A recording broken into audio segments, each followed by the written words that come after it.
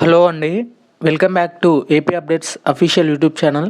Guys, మనకు నిన్న night వచ్చేసి ఏపీ కానిస్టేబుల్ సంబంధించినటువంటి పీఎంటీ పీఈటీకి సంబంధించినటువంటి ప్రెస్ నోట్ అనేది రిలీజ్ చేయడం జరిగింది. వాటికి సంబంధించినటువంటి పూర్తి ఇన్ఫర్మేషన్ వచ్చేసి మన ప్రీవియస్ వీడియోలో ఉంటుంది, ఒకసారి క్లియర్గా చెక్ చేయండి ఫ్రెండ్స్. ఈ వీడియోలో మనకు పీఎంటీకి సంబంధించి ఏ విధంగా ఉంటుంది, అలాగే పీఈటీకి సంబంధించి ఏ విధంగా ఈవెంట్స్ కండక్ట్ చేస్తారు, అలాగే మీరు తీసుకెళ్లాల్సినటువంటి డాక్యుమెంట్స్ సంబంధించి కూడా కొంత ఐడియా కొరకు అయితే మీకు ఈ వీడియో చేయడం జరుగుతుంది.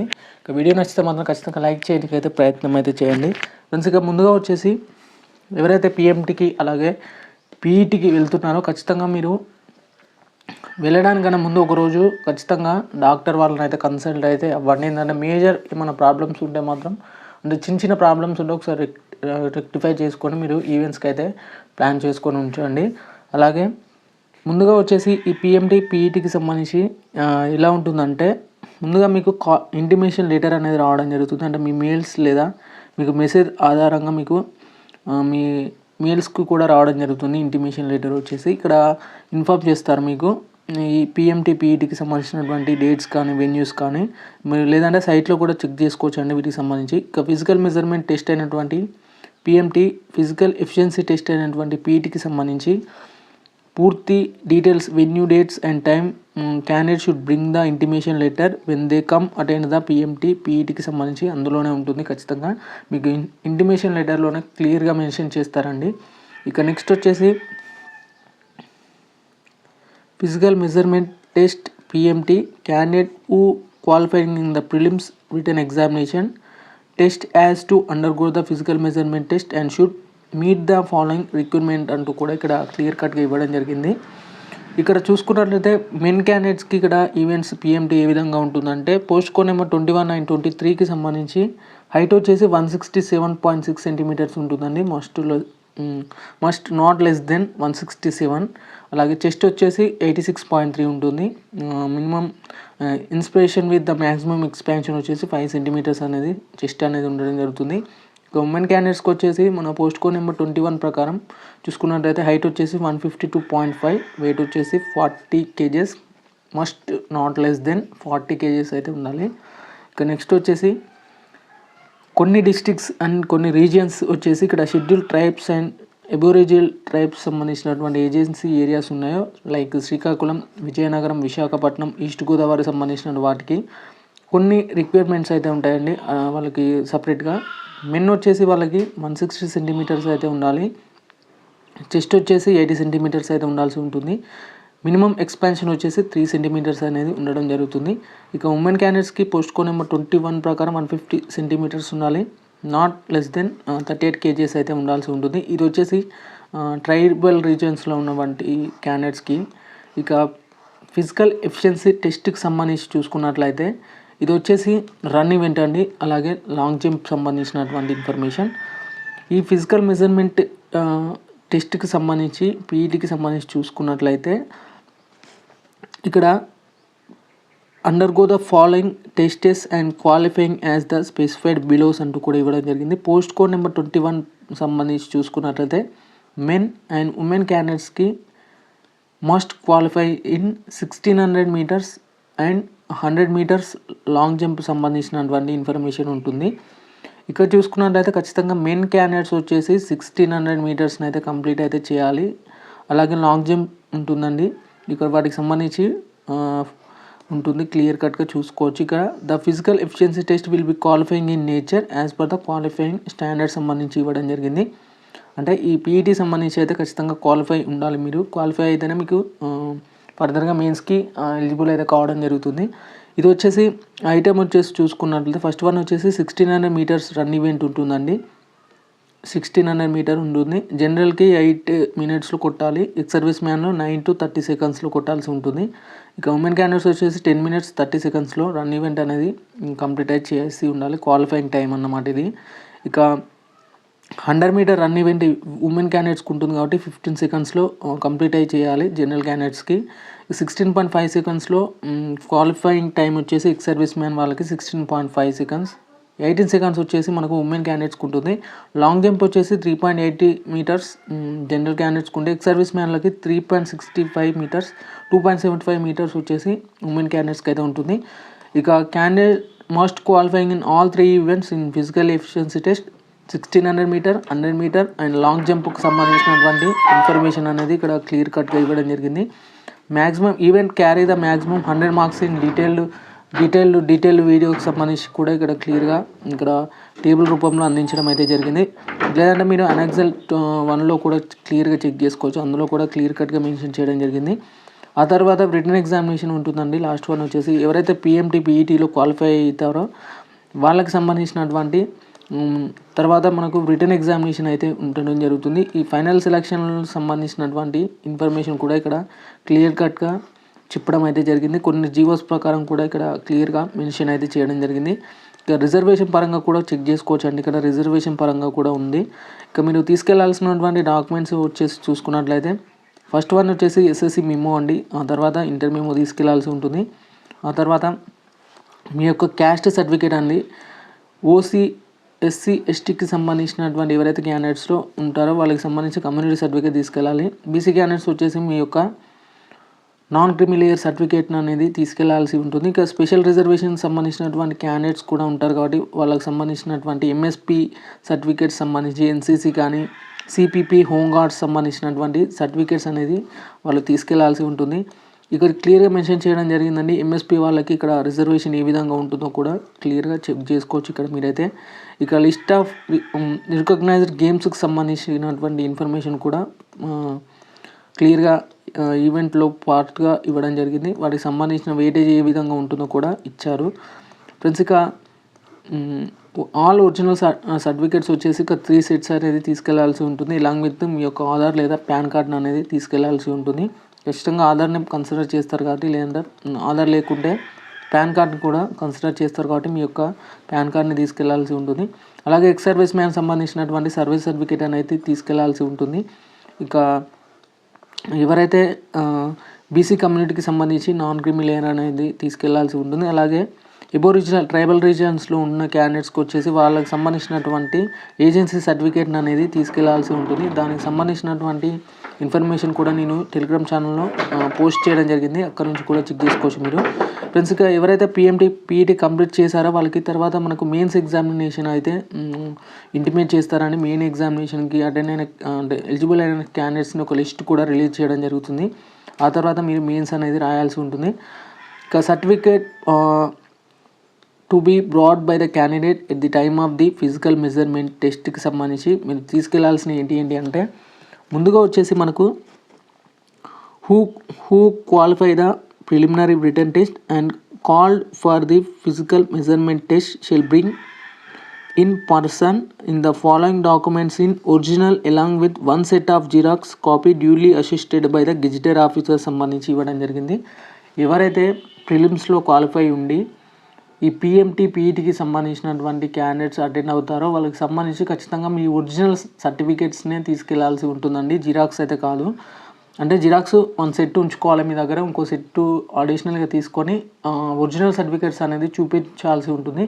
ఒరిజినల్ సర్టిఫికేట్స్ వాళ్ళ దగ్గరే ఉంచుకుంటారంటే లేదండి మీ సర్టిఫికేట్ వెరిఫికేషన్ కంప్లీట్ కాగానే మీకే మళ్ళీ తిరిగి చేయడం జరుగుతుంది ఫ్రెండ్స్. ఇక xerox copy duly assisted by the gazetted officer sign అంటే మీరు మీ యొక్క జిరాక్స్ తీసుకుంటారు కదా మీ సర్టిఫికేట్స్ అన్ని, వాటిపైన ఖచ్చితంగా గెజిటెడ్ ఆఫీసర్తో సైన్ అయితే చేయించి విత్ సీల్తో సహా మీరు వేయాల్సి ఉంటుంది ఖచ్చితంగా. While coming for the attend the physical measurement test అంటే పిఎంటీకి లేదా పీఈటీకి వెళ్ళే క్యాండిడేట్స్ ఈ కంపల్సరీగా ఈ గెజిటెడ్ ఆఫీసర్తో సైన్ అయితే చేయాల్సి ఉంటుంది ఫ్రెండ్స్. ఇక failure to produce the same will be lead the rejection and the candidates and no additional time to is given. మీకు ఎలాంటి టైం అయితే ఎక్స్ట్రా టైం అయితే ఇవ్వడండి. ఖచ్చితంగా మీరు ఆ సర్టిఫికేట్స్ పైన ఖచ్చితంగా గెజిటెడ్ సైన్ ఉంటే మాత్రమే మీకు ఎలిజిబుల్ అయితే కావడం జరుగుతుంది. లేకుంటే మిమ్మల్ని బయటికి అయితే తీసుకెళ్ళడం అయితే జరుగుతుందండి. అదొక విషయాన్ని కూడా గమనించండి. ఇక secondary school and matriculation certificate అంటే మీ యొక్క 10th మెమో అండి. మీ యొక్క 10th memo as per the మీ యొక్క డేట్ ఆఫ్ బర్త్ కూడా క్లియర్గా మెన్షన్ చేసి ఉండాలి క్లియర్ కట్గా అక్కడ. ఇక నెక్స్ట్ వన్ వచ్చేసి ఇక ఎడ్యుకేషనల్ క్వాలిఫికేషన్ చూసుకున్నట్లయితే ఇంటర్మీడియట్ సంబంధించినటువంటి కాబట్టి the candidate has passed as the 1st July 2022 intermediate or equivalent examination recognised by the state government అని ఇవ్వడం జరిగింది. అంటే ఈ డేట్ వాళ్ళైనా ఎలిజిబుల్ అవుతారా అంటే పర్లేదండి. మీరు ఇలాంటి ఇంటర్మీడియేట్ ఎప్పుడున్నా పర్లేదు. మీకు ఏజ్ రిలాక్సేషన్ ఉంటే పర్లేదండి. మీకు ఏ సర్టిఫికేట్ తీసుకొచ్చినా పర్లేదు ఇంటర్మీడియేట్ సంబంధించి. ఇంటర్మీడియేట్లో మళ్ళీ ఓపెన్ కేటగిరీ ఓపెన్ ఇంటర్ వాళ్ళు కూడా ఉంటారు కాబట్టి ఓపెన్ వాళ్ళు కూడా ఎలిజిబుల్ అయ్యారు కాబట్టి ఓపెన్ సంబంధించినటువంటి సర్టిఫికేట్స్ స్టూడెంట్స్ ఉంటే వాళ్ళు కూడా ఓపెన్ సర్టిఫికేట్స్ అనేది తీసుకెళ్లాల్సి ఉంటుంది. ఇక in the case of the candidates belonging to schedule caste and tribes సంబంధించినటువంటి స్టూడెంట్స్ ఎవరైతే ఉంటారో వాళ్ళకి సంబంధించి she must have passed the SSC equivalent examination recognised by the state and central state government and should be studied in the intermediate and appear for the intermediate examination first year and second year సంబంధించినటువంటి certificates అనేది తీసుకెళ్లాల్సి ఉంటుంది. The candidate belonging to schedule caste or schedule tribe సంబంధించినటువంటి students ఎవరైతే ఉంటారో వాళ్ళు కొంతమందికి డైరెక్ట్గా ఇక్కడ కొంత ఇన్ఫర్మేషన్ ఉందండి. Who did not pass the intermediate and equivalent examination but ఈ passed the SSC equivalent examination studied in intermediate appear for the intermediate examination must submitted the memorandum marks అండి. ఒకవేళ మీరు నార్మల్గా ఇంటర్ క్వాలిఫై కాలేకపోయినా అంటే నార్మల్గా 10th fail అయ్యి intermediate qualify అయిన candidates ఎవరైతే ఉంటారో వాళ్ళకి సంబంధించి మెమోరాండమ్ మార్క్స్ తెమ్మని కూడా అడగడం జరుగుతుంది. లేదంటే మీరు 10th క్వాలిఫై ఇంటర్ ఫెయిల్ అయిన క్యాండిడేట్స్ కూడా మెమోరాండమ్ మార్క్స్ అనేది తేవాల్సిందిగా ఉంటుందంటూ కూడా ఇక్కడ ఇవ్వడం జరిగింది. ఓపెన్ కేటగిరీ వాళ్ళు మాత్రం ఓసీ వాళ్ళు ఎవరైతే ఉంటారో who wish to claim the concession in age and reservation specified for EWS category సంబంధించి మీరు ఈడబ్ల్యూఎస్ సర్టిఫికేట్ అనేది తీసుకెళ్లాల్సి ఉంటుంది. దీనికి సంబంధించి పారా11లో క్లియర్ కట్గా మెన్షన్ అయితే చేయడం జరిగింది. ఇది నోటిఫికేషన్ ఆధారంగా చెప్తున్నానండి నేను ఈ విషయాన్ని మీరు క్లియర్ కట్గా చూసుకోండి. ఎందుకంటే మీరు కమిషన్ నుంచి ఇచ్చినటువంటి ఇన్ఫర్మేషన్ మీకు ఫైనలైజ్ అయితే కావడం జరుగుతుంది. మీరు అడిషనల్గా మీరు ఏం సర్టిఫికేట్ తీసుకెళ్లాలని కొంత ఐడియా ఉంది. బట్ ఎందుకంటే మీకు నోటిఫికేషన్ చూసి క్లియర్గా ఎక్స్ప్లెయిన్ చేస్తేనే మీకు నోటిఫికేషన్ ఆధారంగా చేస్తే అర్థమవుతుంది అనేసి నేను నోటిఫికేషన్ ఆధారంగా చేసుకొని సర్టిఫికేట్స్ అనేది ఎక్స్ప్లెయిన్ అయితే చేస్తున్నాను. ఫ్రెండ్స్గా ఎవరైతే బ్యాక్వర్డ్ క్లాసెస్ ఉన్నారో అంటే లైక్